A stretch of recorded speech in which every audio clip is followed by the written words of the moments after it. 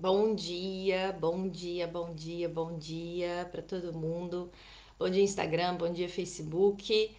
Retornando aqui às nossas lives matinais de leitura do nosso livro da do Torne-se um Profissional, do Steven Pressfield, a nossa leitura conjunta, matinal, comentada, desse livro que nos fala sobre os nossos bloqueios internos, as nossas resistências e caminhos para enfrentá-la. Resistência é aquilo tudo que se manifesta quando estamos fazendo algo realmente importante para a nossa vida. Algo que atende um chamado da nossa alma, que atende a nossa realização pessoal, profissional, nosso engrandecimento, nosso crescimento. E a resistência aparece sempre como uma força oposta dentro do nosso psíquico, da nossa dinâmica psíquica, que se opõe, né, que faz ali uma contraforça no nosso movimento de vida. Ela sempre se manifesta porque recusa-se a aderir ao nosso desejo. Então é como se nós tivéssemos aqui internamente um campo de forças que está sempre em atividade, que é o nosso desejo e a nossa resistência. E é sobre isso que esse livro nos fala, que ele vem nos ensinar sobre esse adversário interno que o nosso autor tão bem mapeia, esmiuça nessa leitura. Então, agora, quem está chegando agora, está atingindo bom dia, que tenhamos uma terça abençoada. Pena que não consigo assistir tudo. Não tem problema, Tia Beth, não faz mal. A live ainda vai ficar aqui um tempinho e depois ela vai para minha área de membros. Então, num espaço reservado para quem quiser assistir a esses conteúdos com mais detalhe, mais ao pormenor. Mas obrigada por estar aqui, por partilhar aqui o seu comentário e também esse bom desejo de uma terça-feira. Na força de Ogum, assim seja. E é isso, meus queridos, minhas queridas. A gente vai dar seguimento. A gente está agora no capítulo. A segunda parte em que ele fala da carreira falsa dele. Mas antes de dar seguimento, eu vou aqui botar o nosso convite nos nossos grupos. Quem está chegando agora, vem comigo, espera um pouquinho que eu vou partilhar aqui a nossa live nos nossos grupos para chamar o povo todo e a gente já já dá continuidade.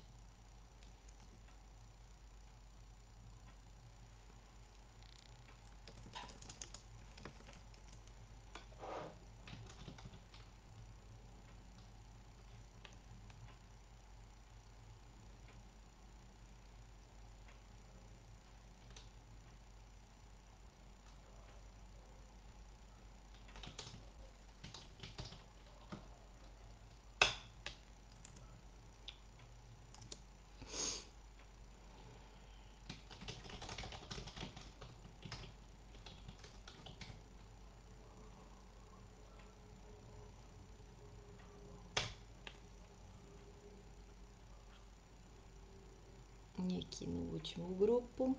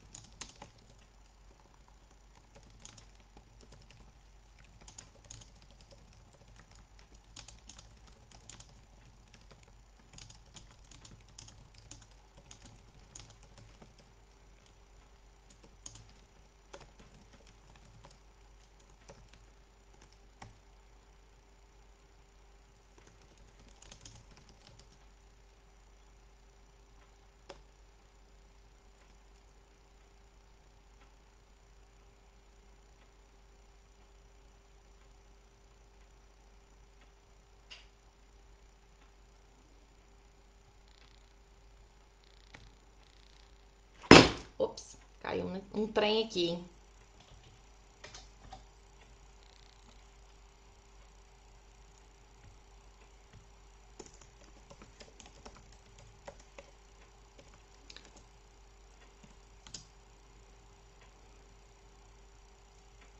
prontinho. Também mandar aqui para o povo no Instagram. Que o Instagram não entrega o conteúdo, gente. É uma seca esta plataforma tão querida, tão digna, né? Que eu adoro. Não entrega meu conteúdo, não partilha. Então eu vou mandar aqui para vocês, tá bem? Por mensagem. Bear with me, venham comigo.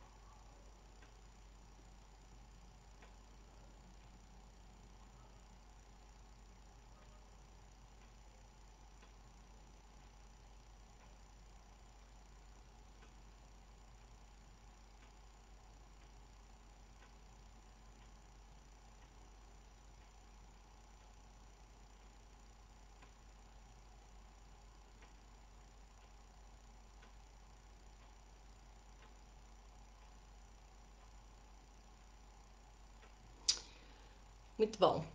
Ora bem, agora sim, né? Já estamos aqui, os grupos estão todos avisados, né? Enquanto a gente faz tudo sozinha, é isso aí, né, gente?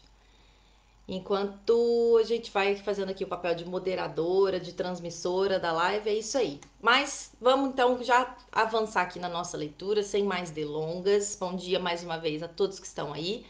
Vamos dar seguimento aqui com o capítulo Minha Carreira Falsa, segunda parte. Até agora o nosso autor falou da nossa condição humana, de muitas vezes estarmos insatisfeitos com a nossa vida, né? Aquela insatisfação existencial mesmo, de tipo, que raio que eu tô fazendo da minha vida?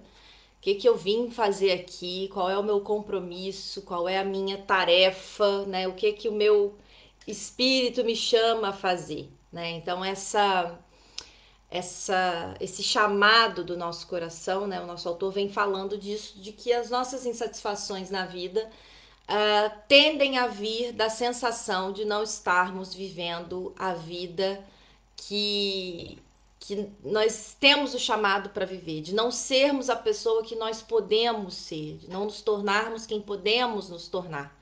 Né? Isso tudo como fruto da resistência, da nossa cedência à resistência, que é essa força psíquica que busca assim o menor gasto de energia possível, a maior horizontalidade, a maior constância possível e não nos ajuda, digamos assim, né? Enquanto o nosso desejo está ali em busca da realização constante, a resistência quer que nós nos mantenhamos ali numa homeostase.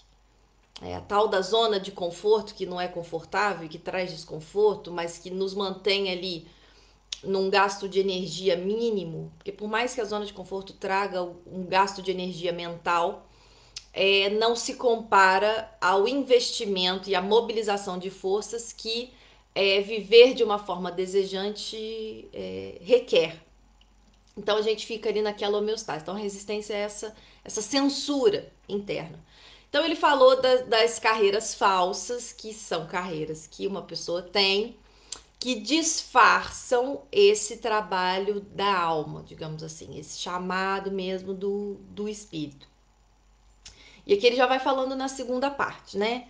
Quando eu estava no colégio, li um livro de Jack Kerouac chamado Pé na Estrada. Esse livro me fez a cabeça. A vida beat, boêmia, que Kerouac descrevia, era, a meu ver, a mais legal, a mais romântica de que eu já tinha ouvido falar. Eu adorava a ideia de correr o país trabalhando aqui e ali, conhecendo pessoas e mergulhando na vida real, entre aspas, né? Como essa vida assim muito boêmia, agitada, fosse a vida real. Muitos outros garotos leram esse livro e pensaram a mesma coisa, mas poucos foram idiotas a ponto de tentar vivê-lo. De novo, eu confundia a vida do escritor com a vida real. Ele que é um escritor de ficção, de romance. Minha carreira de caminhoneiro era uma tentativa de profissionalizar a vida na estrada. Na realidade, não foi uma má ideia.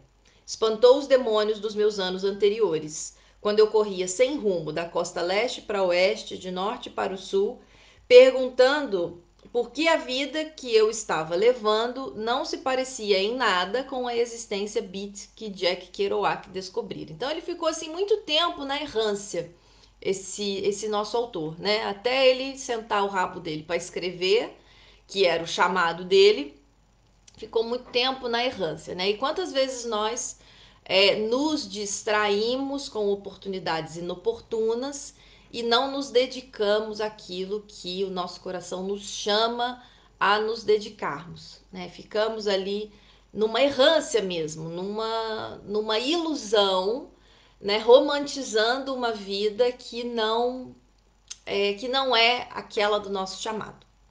Mas a vida é estranha e as coisas acontecem à própria maneira bizarra. Quando finalmente me tornei um profissional, adotei essa atitude profissional na vida e comecei a publicar os meus livros, meu agente literário era um cavalheiro chamado Sterling Lord, da Sterling Lord Literaristic, em Nova York. Sterling sentara Jack Kerouac, representou o Jack Kerouac, o autor daquele outro livro, e foi ele quem primeiro conseguiu a publicação de Pé na Estrada. Então, o nosso autor, né, leu um livro numa dada altura da vida, se encantou com aquele livro, com a história daquele livro e quis viver na realidade aquela ficção. E quantas vezes a gente tem uma ilusão como essa? Bom dia, Orlando!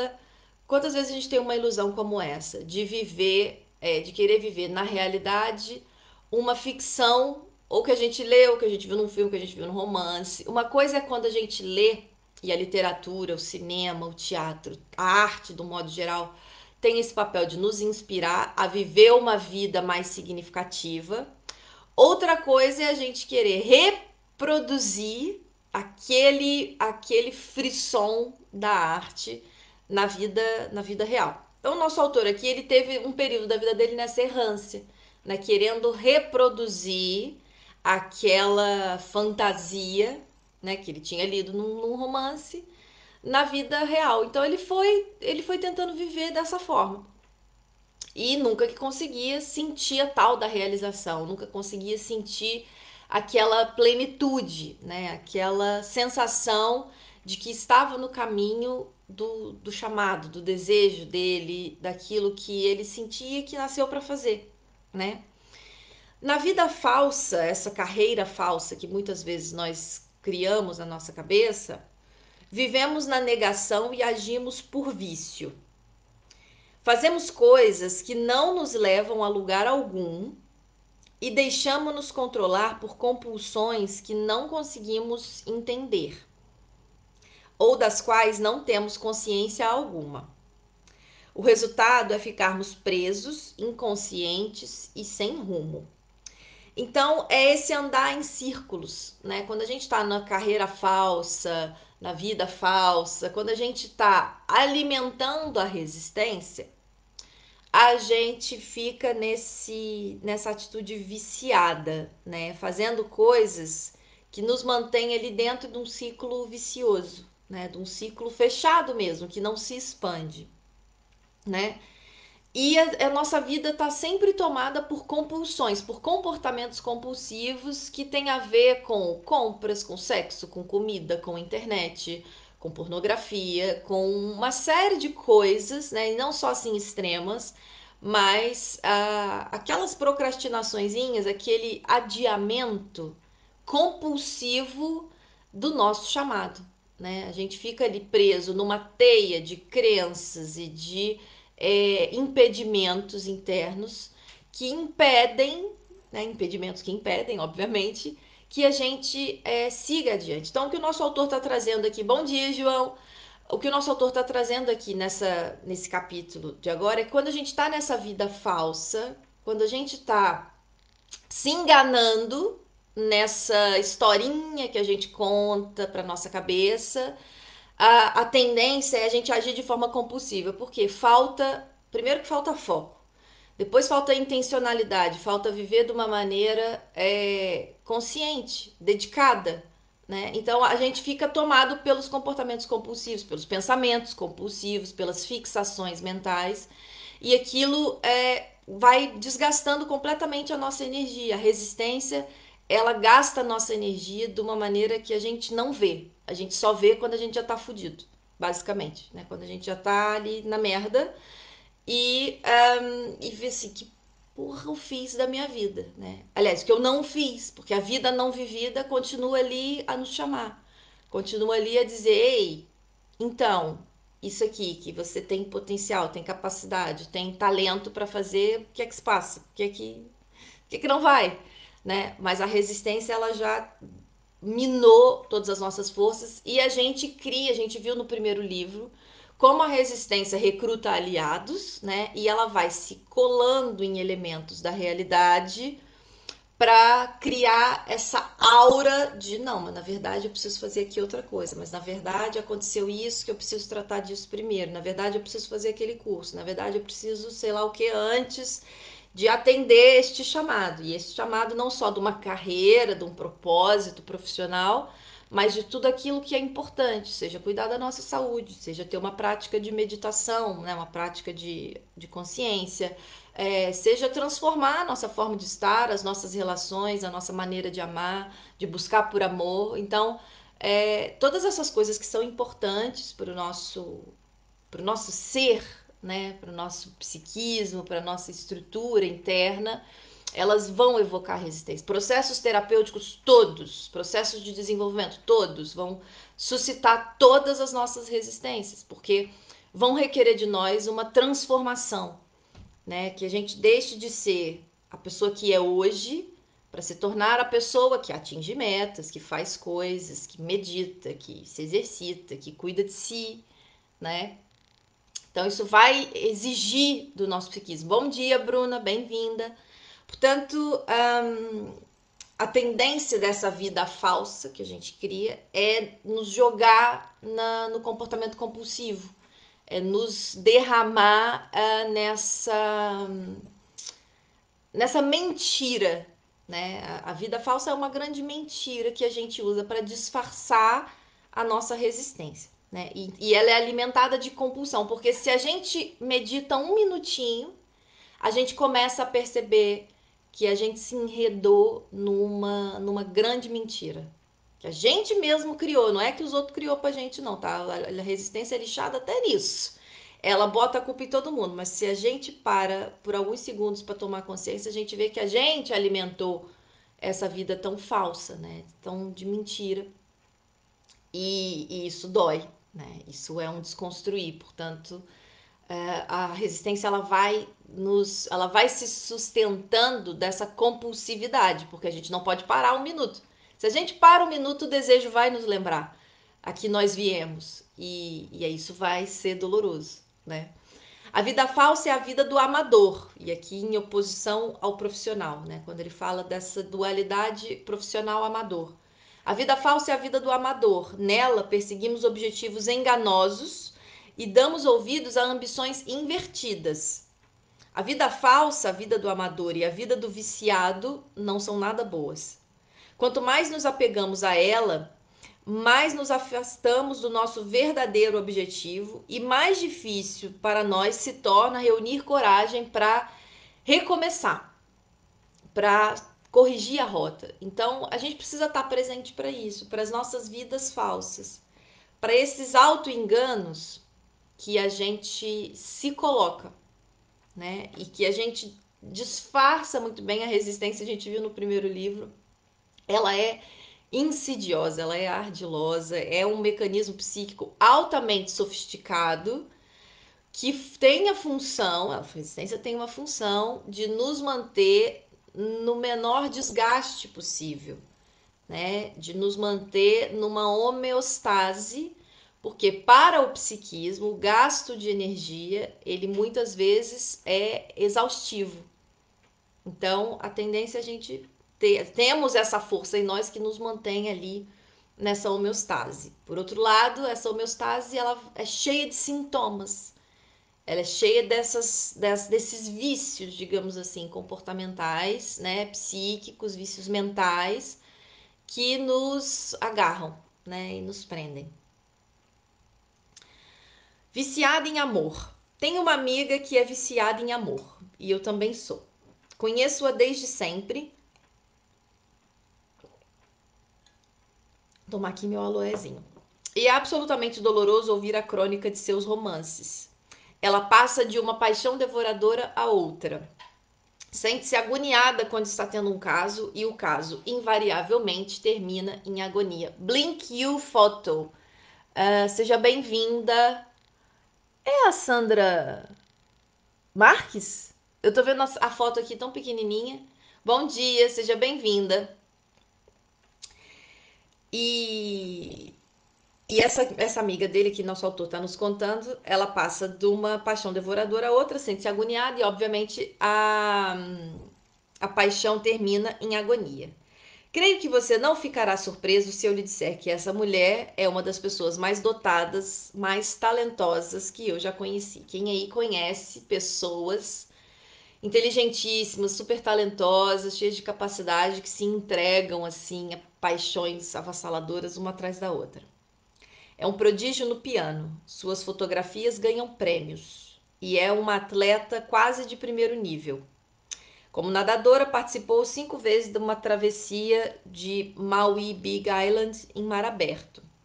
Com o passar dos anos, minha amiga elaborou uma filosofia, quase se pode chamá-la de religião, sobre a busca do sublime por meio do amor. É uma filosofia tão complexa e convincente que ela não só consegue persuadir a si mesma da sua veracidade, como convenceria a mim e a você se a ouvíssemos por tempo suficiente.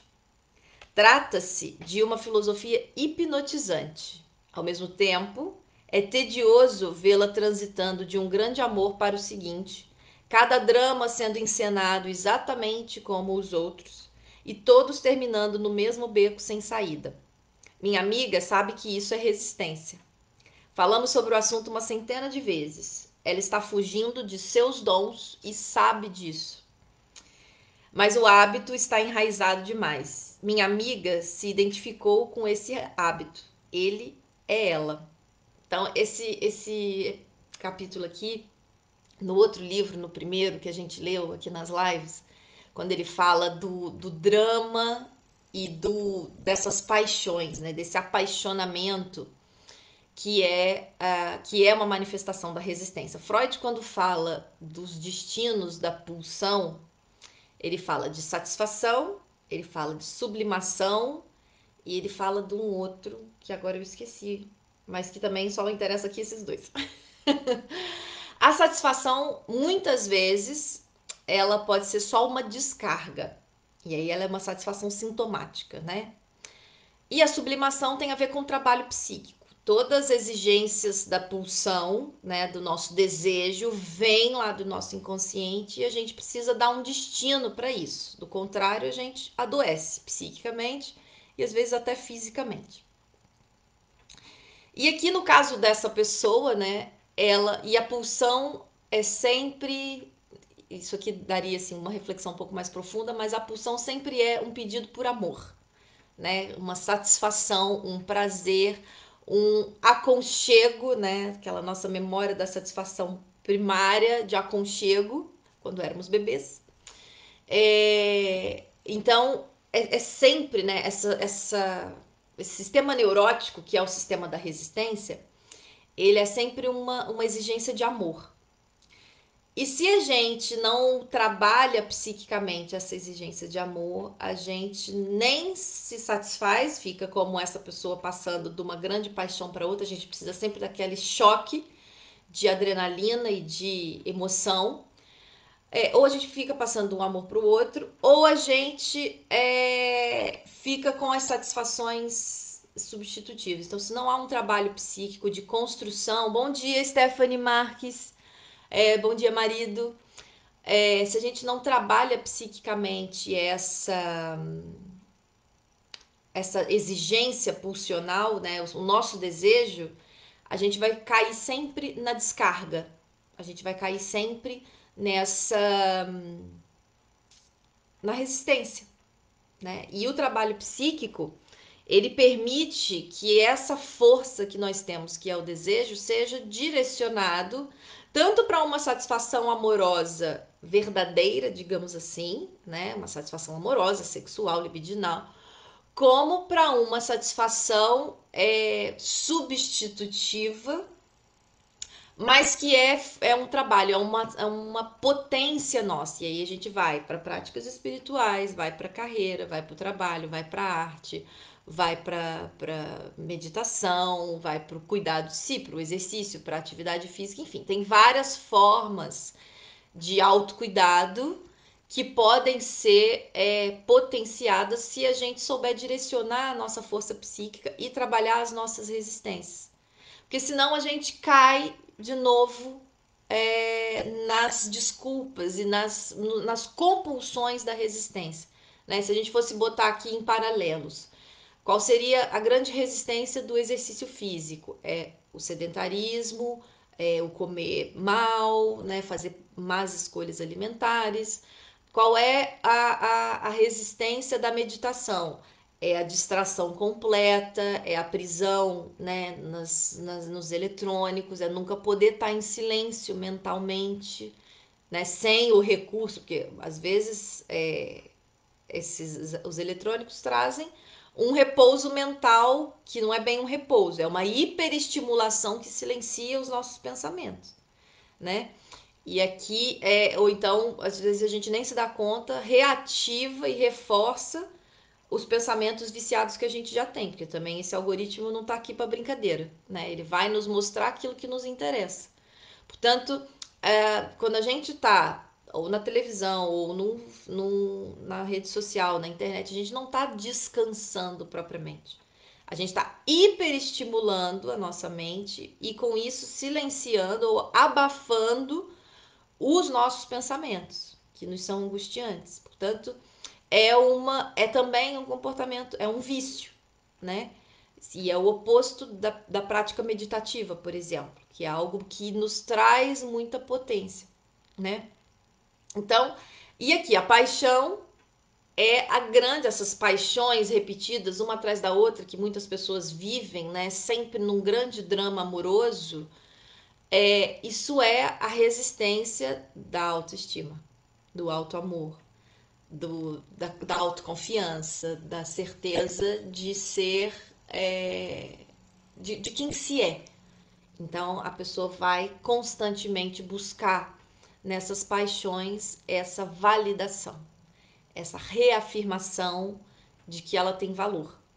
Então, obviamente que isso é muito doloroso, ao mesmo tempo que pode vir a ser estimulante, excitante, diversificado, mas é também muito doloroso, né? Verdade, é como preencher um vazio ou abafar o barulho cerebral. Nem sempre é consciente. A maioria das vezes não é. Exceto quando uma pessoa para intencionalmente para assistir algo que ela quer.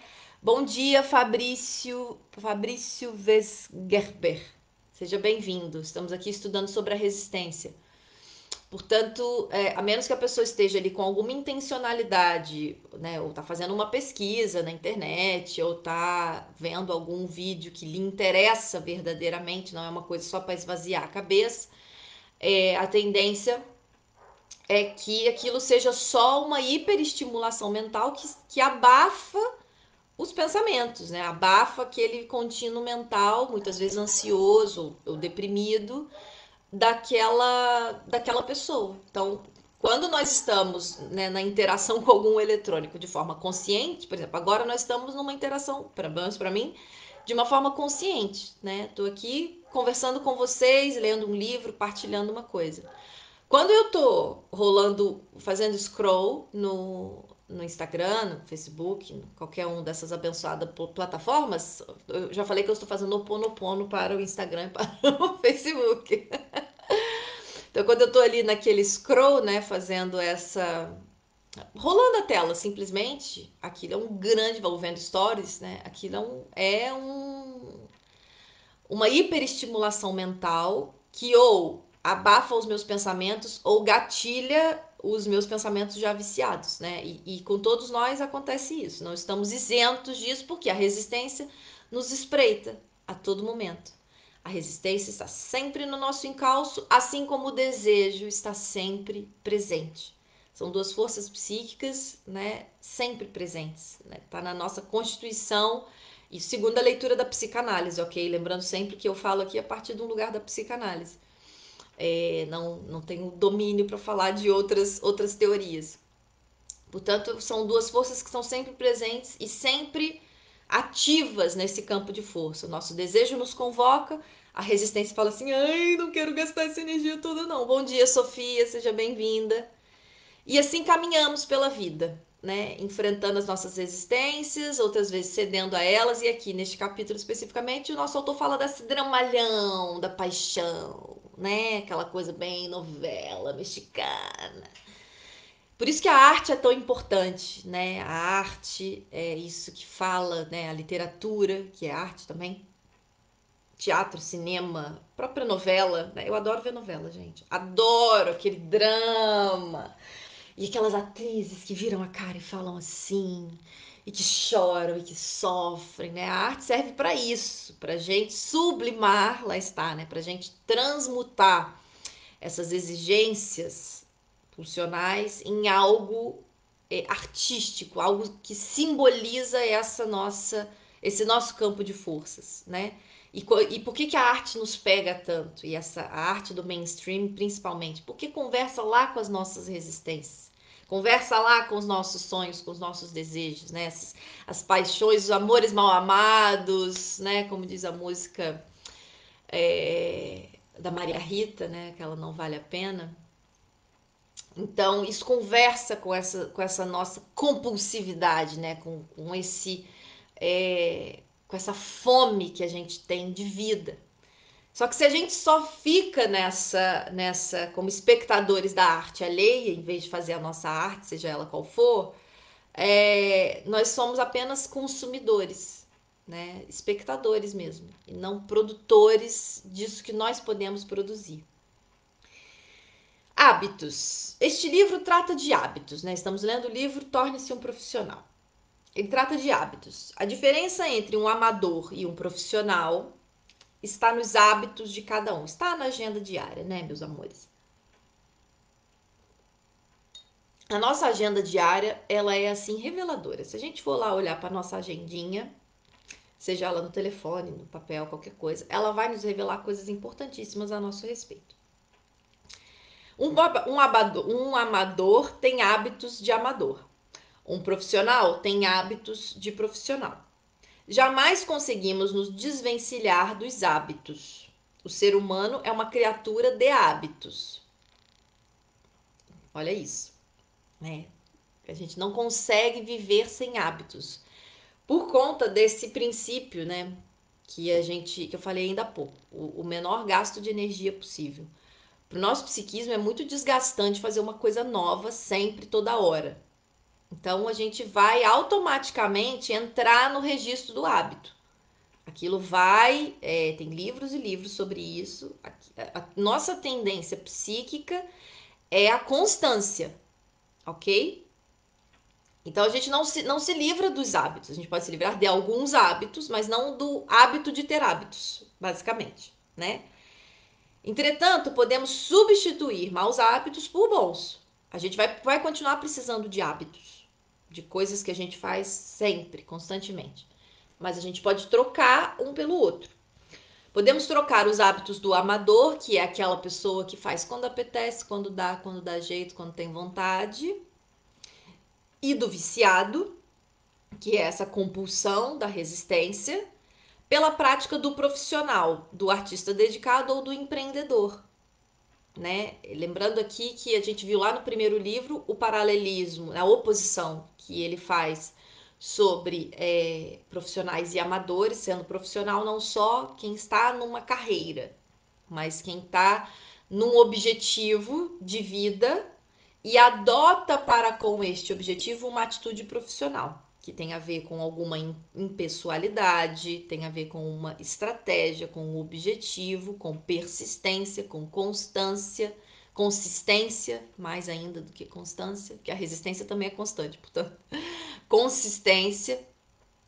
E aqui ele faz esse paralelismo. Então a gente pode deixar os hábitos do amador e adotar os hábitos do profissional, né? Adotar essa atitude interna vai custar, porque é uma mudança, mas ela vai nos dar estofo para conquistas mais importantes, para conquistas maiores na nossa vida, né? Então ele faz essa comparação entre o profissional, o artista e o empreendedor, né? O profissional, aquele que tem uma carreira, o artista, quem está num processo criativo de alguma coisa, e empreendedor é quem tira uma ideia do mundo das ideias e põe na realidade, né? São três arquétipos, digamos assim, que o nosso autor traz.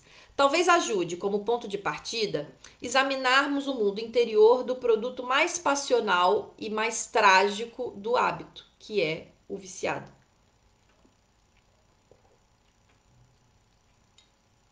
Pausa dramática para o meu aloezinho. O viciado, o adicto, né, é o ápice da resistência e é o ápice do hábito enraizado, né? Ah, Renata, mas você está falando que a adição é só um hábito? Não é só, né? A adição é uma condição, é uma doença, precisa de tratamento. Embora o nosso autor tenha trazido aqui um olhar sobre essa noção de doença, interessante de explorar também. Porque se simplesmente eu tenho uma doença que precisa de tratamento, eu ponho na mão do médico, do terapeuta, do que sei quem lá que seja, que esta pessoa vai me curar. E essa grande descoberta de quando uma pessoa faz uma análise, né? Vai parar na psicanálise. A psicanálise não vai curar ninguém. Não vai.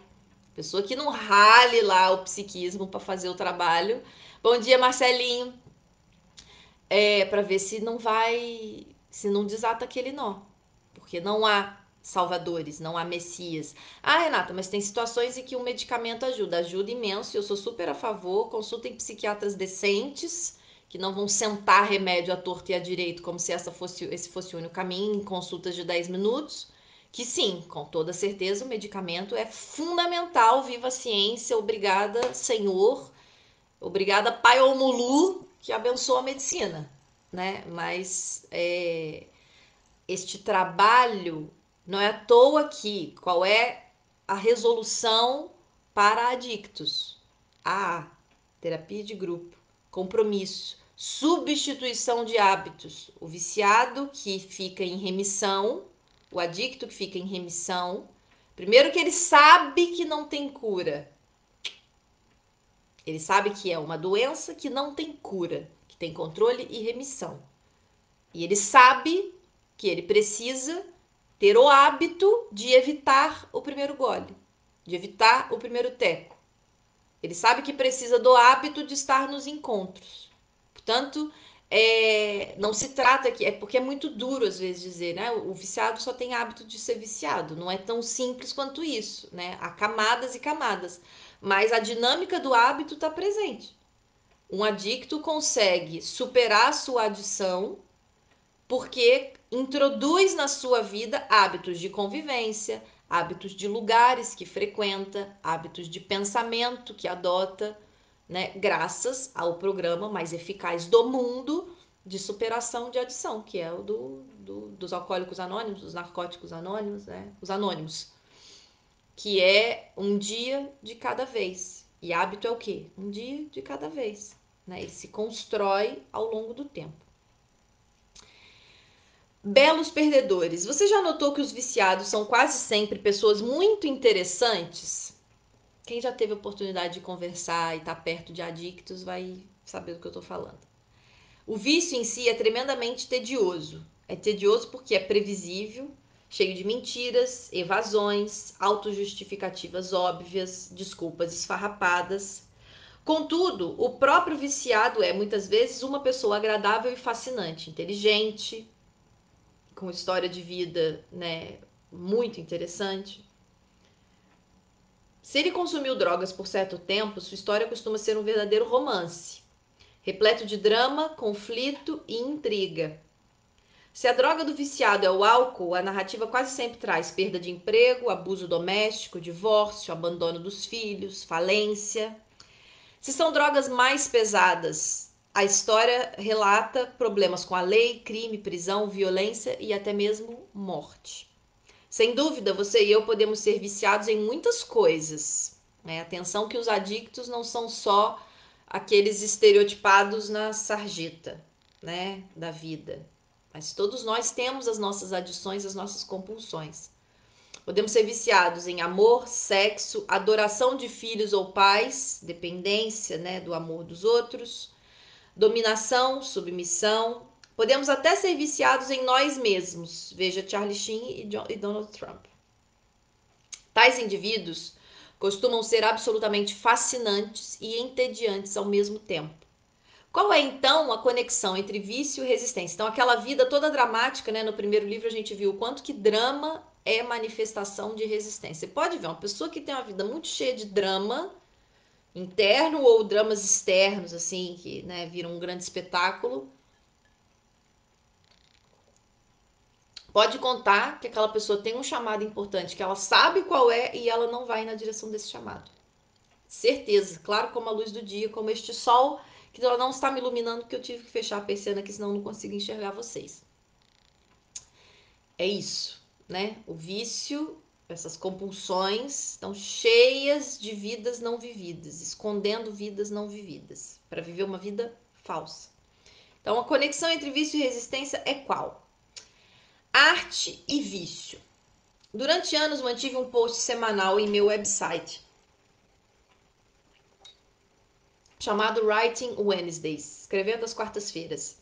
De longe, as entradas mais populares nesse espaço foram em minha série Artista e Viciado. Um dos pontos ali tratados era que não há grande diferença entre um artista e um viciado. Muitos artistas são viciados e vice-versa. Muitos são artistas em uma hora e viciados em outra. Só olhar para os grandes artistas da música, da arte, da literatura, O próprio Freud, gente, que eu acho que o trabalho dele foi uma arte. O Freud cheirava cocaína, Portanto, olhar para esse arquétipo, para essa figura. Qual é a diferença? O viciado é o amador, o artista é o profissional. Ambos, e todos nós temos essas duas facetas dentro de nós, lembrando, tá bem? Ambos lidam com o mesmo material, a dor de ser uma criatura humana e a luta permanente contra a autossabotagem. Contudo, o viciado amador e o artista profissional encaram esses elementos de uma forma muito diferente. Então, quando a gente está no modo profissional, quando a gente está no modo amador, a nossa atitude diante da angústia existencial vai ser diferente, Quando digo vício, devo esclarecer que não estou me referindo apenas às drogas, às doenças clínicas graves, como alcoolismo, dependência química, abuso doméstico, etc. Navegar na web ou no telefone também é um vício. Mandar mensagens de qualquer tipo, mensagens sexuais, twittar e não sair do Facebook, igualmente. Distrações, atividades protelatórias, tudo isso é vício. Tudo isso é adição. Tem um livro que se chama The Craving Mind, que a Fabiana da Via Integrativa traduziu e fez um grupo de estudo com ele também. Muito legal. Que fala dessa mente faminta, ansiosa, compulsiva, cheia de distrações, cheia de atividades protelatórias, cheia de resistência, Opa, passei a página errada aqui. Quando vivemos como amadores, fugimos da nossa vocação. Ou seja, fugimos de nosso trabalho, de nosso destino, da obrigação de nos tornarmos nosso eu superior mais verdadeiro, de nos tornarmos quem nós já somos e que precisamos deixar sair, deixar vir. O vício passa a substituir nossa vocação. Adotamos o vício em vez de adotar a vocação, aquilo que a gente falou ainda há pouco. a resistência ela fica funcionando nessa vida substitutiva, nessa vida falsa, né? E ela precisa funcionar no registro da compulsão, porque se a gente para um minuto, a gente fala assim, putz, tô fazendo um negócio nada a ver aqui, nada a ver, deixa eu voltar aqui pro meu caminho, né? E aí vai suscitar mais resistência, aquele ciclo básico do preço que nós pagamos por um desejo muito verdadeiro do nosso coração, né? Desejar não é só querer, desejar custa caro, né? Exige de nós. E a nossa tendência é recuar muitas vezes. O vício passa a substituir nossa vocação. Adotamos o vício em vez de ouvir a nossa vocação. E por quê? Porque ouvir a vocação implica trabalho. Trabalho. É difícil, machuca, exige que a gente entre numa zona dolorosa de esforço. E esforço não é no sentido tuga da palavra. Esforço é do esforço do empenho, do investimento, da dedicação, do risco e da exposição, né? Eu achei interessante quando vim aqui para Portugal que a palavra esforço aqui é quando uma pessoa tá em sofrimento para fazer alguma coisa, né? E aqui o que ele está trazendo no livro é essa zona dolorosa do esforço, não é desse esforço que é resistência também. É quando a gente está indo, né, muito lutando contra a resistência em vez de vibrar na linha daquilo que a gente quer, né, do chamado. E aí é um esforço, é o esforço, é o cansaço, né, é uma desconexão com essa tarefa, com esse caminho. Então a gente está fazendo aquilo em esforço. Aqui ele está falando do empenho, né? A vida que nós podemos viver, a pessoa que nós podemos nos tornar, que nós já somos e precisamos deixar vir à tona, isso exige trabalho psíquico, principalmente trabalho psíquico. Não só trabalho diário, né, de sentar o nosso rabiosque e fazer as coisas, mas trabalho psíquico, né, de botar a nossa cabeça para funcionar de um outro jeito diferente do que ela está acostumada. E isso é um empenho muito grande, um investimento psíquico muito grande, né? E isso é doloroso. Lembra que a gente falou, nosso psiquismo tende a ficar em homeostase, tende a ficar no menor gasto de energia possível. Quando a gente está fazendo um movimento importante como esse, tem gasto psíquico, cansa, é cansativo, né? Assim, preferimos o caminho do amador. Em vez de compor nossa sinfonia, improvisamos uma sinfonia falsa, da qual nós próprios somos a orquestra, o maestro, o compositor e o público. Em vez de dedicar na nossa composição, a gente quer se distrair com outros papéis que não são os nossos. Nossa vida se torna um drama falso, uma empresa falsa, uma atividade filantrópica falsa. Você já foi a Nova Orleans, nas cidades do sul que lembram Tennessee Williams? Você encontra personagens. A velha senhora colorida com 39 gatos, o sujeito de cabelos vermelhos que transformou seu apartamento em um santuário dedicado a James Dean. No sul você pode fazer essas coisas, é moda. A representação falsa chegou a tal ponto que se tornou folclore e mesmo quase arte. Achei um pouco xenófobo da parte dele falar assim do sul do país dele. Já existe essa rixa, né, entre norte e sul nos Estados Unidos. Não gostei desse parágrafo. Não achei legal. Minha vida era um romance falso, com enredo, personagens, cenas de sexo e de ação. Muita emoção. Com humor, atmosfera, textura. Era assustadora, estranha, excitante.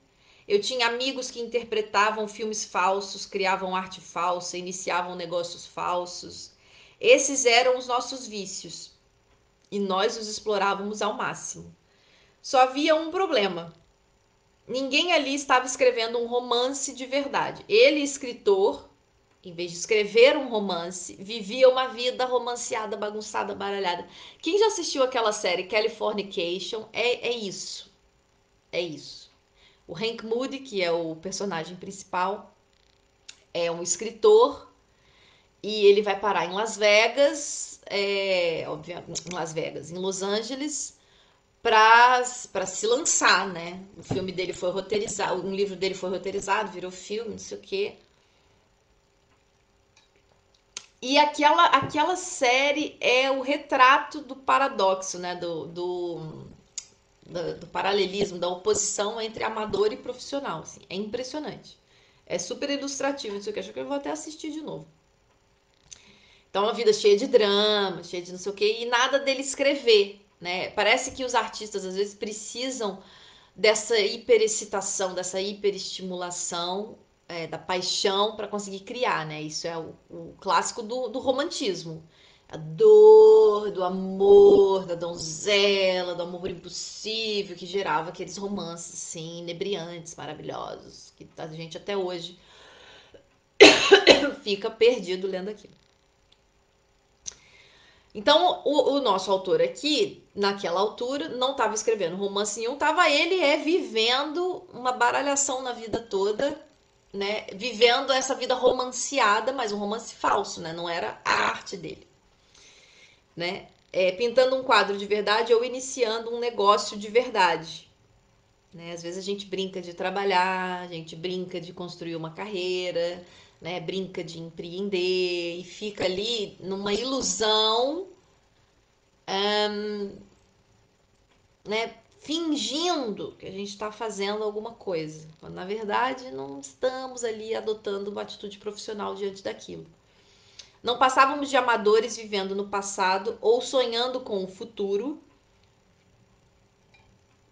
enquanto falhávamos miseravelmente. Lá está, não é no fruto da obra. Falhávamos miseravelmente em fazer o trabalho necessário para progredir no presente, em fazer o trabalho diário. O falhanço nem sempre está lá na ponta, né, de algo que não se concretizou. Aliás, o que não se concretiza lá na ponta é porque não foi semeado, não foi construído. E essa é uma verdade amarga de se lidar, né? Então, essas pessoas, esses autores aqui, esses artistas todos, do métier literário, cinema, etc., estavam lá vivendo suas vidas dramáticas, cheias de emoção e excitação, e não estavam criando, né? E isso às vezes é um paradoxo, é como se a gente precisasse mergulhar, chafurdar na merda, para então ter um surto criativo. O que o nosso autor traz e defende nesse livro é que nem sempre a gente precisa chafurdar na merda para criar. Ele traz essa frase, né? A inspiração chega todos os dias às 9 da manhã, porque ele se senta na secretária dele, na mesa dele, e começa a escrever. Mesmo que o que ele escreva seja uma bosta, ele escreve. E nisso ele vai ampliando mesmo a rede neural dele, neuroplasticidade, essas coisas todas, vai criando espaço psíquico e cerebral para escrever cada vez melhor, escrever cada vez mais. Portanto, o falhanço está na agenda diária. O falhanço não está lá na ponta. Ele está na agenda diária. Quando você se torna profissional, sua vida se torna simples. Esse dramalhão todo já não é mais necessário. Às vezes, o monge zen, o artista e o empresário levam vidas tão singelas que quase ficam invisíveis. E hoje em dia, em tempo de rede social, isso é tão estranho, né? Porque principalmente quem trabalha online tem a necessidade dessa exposição constante, né? E tem que alimentar as redes. E isso pode criar uma ideia, uma ilusão de que a pessoa está vivendo uma vida uau, muito extraordinária, né? Mas não necessariamente. Não necessariamente. O dojo de Miyamoto Musashi, não sei nem quem é essa pessoa. Será que é algum karateca, algum judoca, alguma coisa assim? Era menor que minha sala de estar. Para ele, os objetos eram, vamos passar a página, bem, supérfluos. No fim, não precisava nem da espada. Eu imagino que seja uma coisa assim meio samurai. O amador é egoísta, pega sua dor pessoal e usa para chamar a atenção sobre si. Cria uma vida, um personagem, uma personalidade. Então, o amador está cheio de resistência. A resistência precisa de quê? Apetrechos. fica ali acumulando coisas, né? Acumulando ideias, acumulando vícios, comportamentos, compulsões. O artista e o profissional, por outro lado, tomam outro rumo. Afastam-se com sucesso do seu ego. Ficaram tão entediados consigo mesmos e tão fartos das suas ninharias que agora conseguem manipular esses elementos do mesmo modo como um técnico da Hazmat manipula o plutônio mais destrutivo. Ele é um romancista, definitivamente, porque ele é dramático, ele escreve dramaticamente, adoro.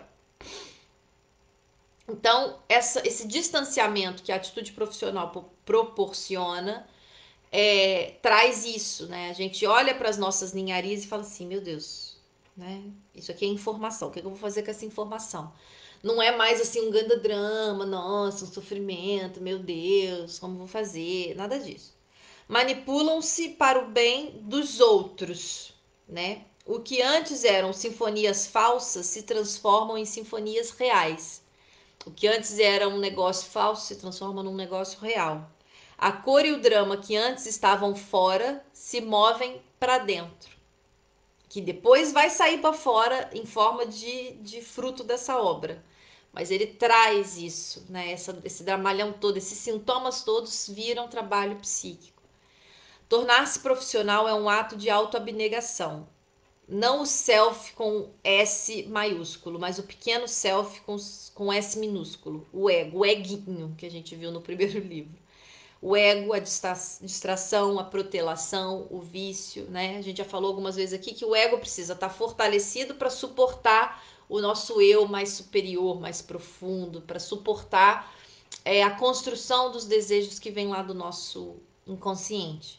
Então o ego precisa estar forte, ele precisa se aproximar o mais possível desse self, desse eu superior, do que ficar perto do chicote do superego ou ficar perto das resistências, né? Desse pouquinho, dessas migalhas que a resistência traz. Quando nos tornamos profissionais, a energia que antes entrou no romance falso e naquela vida dramática entra no romance verdadeiro. O que antes pensávamos ser real, o mundo, incluindo o seu epicentro, nós, né? Quando a gente está dramático assim, nós somos o centro das atenções, se revela uma simples sombra. E o que parecia apenas um sonho é agora a realidade de nossa vida. Então, o nosso ego precisa estar forte para realizar os nossos sonhos.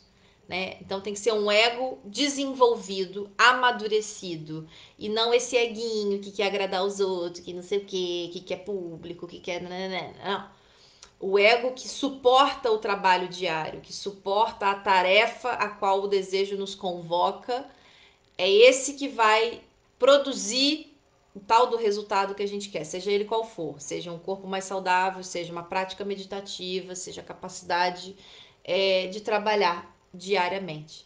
Portanto, hoje a gente fica por aqui com esses capítulos que falaram da vida falsa, da carreira falsa, dos vícios, né? Amanhã a gente vai continuar falando sobre vícios e resistência. Mandem esse vídeo para aquelas pessoas que estão às voltas com os seus bloqueios internos, que precisam ouvir, precisam parar e refletir um pouquinho sobre essas amarras do nosso psiquismo. Tá bem? Entrem lá na comunidade do Telegram, o link tá no meu perfil, tá bem? Tanto aqui no Facebook como no Instagram. Participem da comunidade, lá a gente vai interagindo um pouquinho mais, tá bem? Um grande abraço, uma ótima terça-feira de trabalho e de desejo implicado para todos nós. Um abraço muito grande, beijo e até amanhã. Voltamos amanhã às 9 da manhã, horário aqui de Portugal.